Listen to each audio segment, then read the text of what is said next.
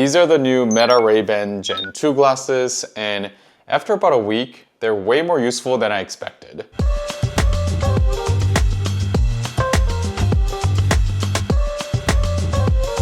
I've been wearing these for the past week, and what surprised me the most is how simple and practical they are. They're not trying to replace your phone or be a super futuristic AR tech. They just feel like a clean extension of your phone, almost like an Apple Watch, but for your face. And even as someone who doesn't wear glasses every day, I still found a lot of moments where they made things a little more convenient. Instead of going straight into the camera, I actually want to start with the speakers because these ended up being surprisingly useful for me.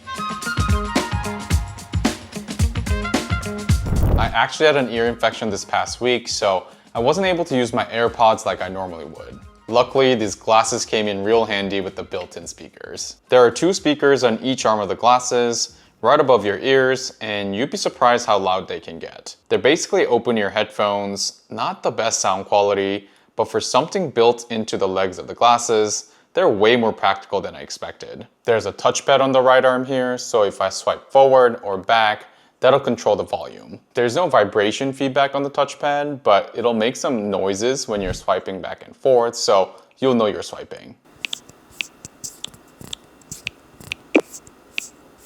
A single tap will pause or play your song, and then double tap will skip forward. If you're standing right next to me, this is what 50% volume would sound like. The sound doesn't really leak too much unless you're in a really quiet space. And here's what it sounds like near max volume.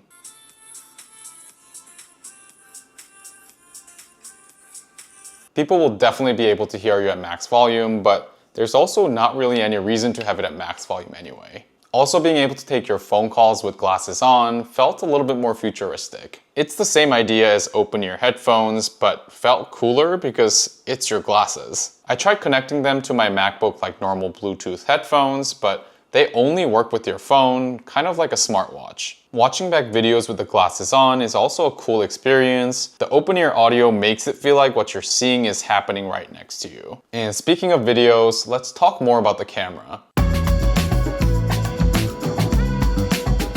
There's a single 12 megapixel wide-angle camera on the left side of the glasses. The right side doesn't have a camera, it just has an indicator LED that lights up when you're taking photos or videos. These Gen 2 glasses can now shoot in 3K at 30 frames per second, which is a big jump from the 1080p. And if you want smoother footage, you can shoot 1080p at up to 60 frames per second. The default setting was at 1080p when I first started using the glasses, so make sure to switch up to 3K if you want the best image quality. The field of view is great, it gives you that perfect POV look that feels exactly like what you were seeing. The photo quality is okay at best. Not amazing and definitely a level below your phone, but totally good enough for quick snapshots. The only tricky part is that there's no viewfinder, so lining up shots takes a bit of practice. The video quality is surprisingly good, considering it's coming from this tiny lens on a pair of glasses. Stabilization was better than I expected, walking around looked pretty smooth. You move your head way more than you realize, but the glasses handled it really well. Colors look decently accurate, and things can get a little bit grainy in low light settings, but overall, I was pretty impressed. I was in Portland mostly for the past week, and it rained quite a bit, so I was worried the footage might look bad, but everything still looked and sounded crisp. The built-in mic actually captures audio really well, the clips sound like the moment you're in, even in the rain. They're not waterproof, but they are IPX4 water resistant, so rain and sweat are totally fine for your everyday wear. Here are some of the clips I captured this past week with audio. Guys. James, we both brought this separately. Oh really? You didn't? No, I had no idea. Awesome. You guys are so cute too, like you're so matchy. I know. Was it on purpose? No. Wow. One thing I noticed is that if you're wearing a hat with the brim with the glasses, it'll show up in the frame. It's not a big deal, but something to keep in mind. And videos default to vertical, which makes sense since Meta owns Instagram and Facebook, but you still can get a horizontal look if you hold the glasses vertically. It's not perfect landscape videos, but it does work in a pinch. There's also a small LED facing you inside to let you know that you're recording. It's pretty small and it's just noticeable enough, but not distracting. You can also record videos in either 1 minute or 3 minute segments, which I found useful for capturing candid moments while walking or eating. But all of this only works if the glasses are comfortable to wear, so let's talk more about that. I've been wearing regular Ray-Ban sunglasses since college, so I kinda knew comfort wasn't going to be a huge issue, and honestly, these Meta Ray-Bans don't feel that different. They're definitely a little thicker than a normal pair of Wayfarers, and if you're wearing a hat with the brim, the frame can bump into it a little bit.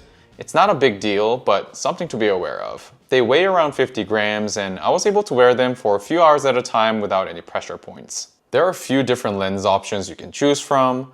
I have the transition lenses, which automatically change between clear and tinted based on how bright it is outside. They look totally fine fully clear or fully dark, but that in-between stage where they're halfway tinted looked a little weird to me. For anyone who wears prescription glasses, being able to swap lenses makes the Meta Ray-Bans even more practical, which leads perfectly into the sponsor for this portion of video, VRWave. VRWave makes custom prescription lenses specifically for the Meta Ray-Ban smart glasses. And they're designed to fit all the models, including Wayfarer, with precise alignment so they sit cleanly in the frame and feel like a normal pair of prescription glasses. Installing them is pretty straightforward. The original lenses pop out with a bit of pressure, and then you just snap in the new VRWave lenses. They offer photochromic lenses, which automatically adjust the tint, and if you want more sun protection or a specific look, they also have polarized and mirrored options, and the price difference is huge. Official Ray-Ban transition lenses with prescriptions start at over $330,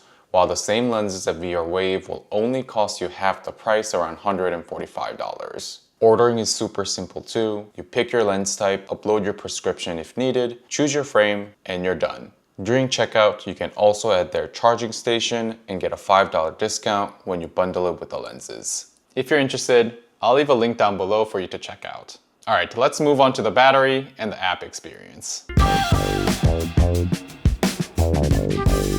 The glasses alone can last up to 8 hours with typical use, which is pretty solid. If you're doing heavier stuff like continuously recording in 3K, listening to music at a higher volume, or using Meta AI a lot, the battery will drain faster. But for my normal mixed use, like filming here and there, listening to some music, they held up pretty comfortably. The case is kind of the unsung hero here. When it's fully charged, you get up to 48 extra hours of battery from the case, and the glasses charge pretty quickly too. You can get to about 50% in around 20 minutes, so I never really had range anxiety, especially with the case. Whenever you take the glasses out of the case, they instantly reconnect to your phone, so they're always ready to go without thinking about it. The glasses also let you use Meta AI by holding on the touchpad or simply saying, "Hey Meta, what am I looking at?" You are looking at a camera setup with a light source positioned in front of a window with white vertical blinds. As you just heard, the answers are pretty generic most of the time, so it's a pretty cool, fun party trick, but not something that I use every day. There's also a live translation feature. You hear the translated audio through your glasses, and when you respond, it plays your translation out loud through your phone for a conversation. The app experience is honestly really simple and intuitive. You can change your recording resolution, adjust settings, check battery levels, and manage your clips pretty easily. Importing photos and videos is fast, and if you enable auto import, the glasses will send everything to your phone automatically when you put them in the case. And once the clips import, they go straight into your Photos app, so you don't have to deal with a separate library or anything else. So overall, the battery and app make the whole experience seamless day to day.